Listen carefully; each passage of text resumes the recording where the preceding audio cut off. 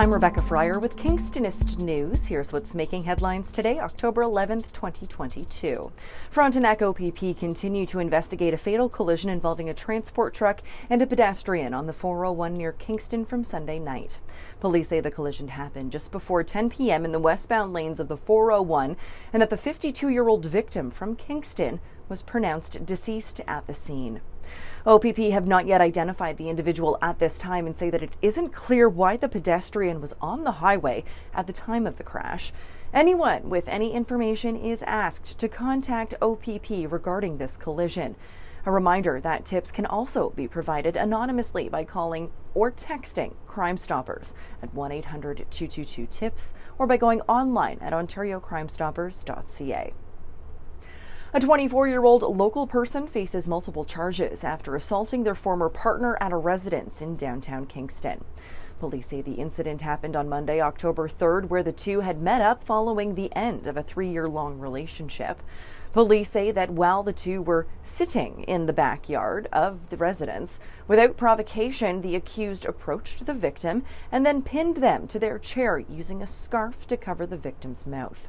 Thankfully, police say the victim was able to get away from the accused and then entered the residence. However, police say that later that same day, the victim was again pinned down by the accused, and this time on a bed, and choked until they passed out. Police say the accused was quickly located, arrested, and charged with 2 counts of assault and failing to comply with a release order. A reminder that today is Tuesday, so city staff being off yesterday for the holiday, garbage and recycling collection for that day will be a day later for everyone this week. So like if Tuesday is your normal collection day, bring your bins in because the trucks are coming tomorrow. They're not coming today. This week, it marks the 100th annual Fire Prevention Week in Kingston. From October 9th to the 15th, Kingston Fire and Rescue are inviting the public to take part in a series of local events that are aimed at delivering fire safety messaging to Kingstonians to further educate the community on this year's theme, Home Fire Escape Planning.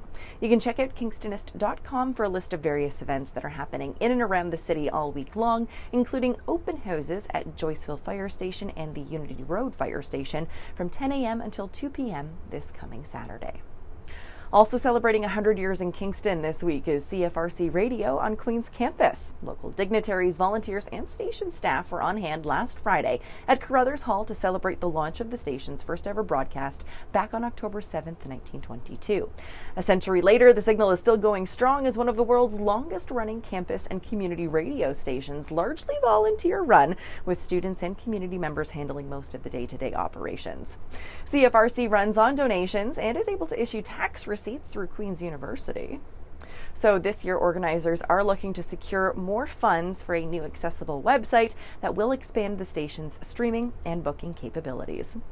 And lastly, if you weren't able to hit the trails this weekend for a nice fall walk because family was in town or honestly you just had too much turkey, fear not, Little Cataraqui Creek's annual Open Trails Day returns this coming Saturday, October 15th, and runs from 9 a.m. till 4 p.m.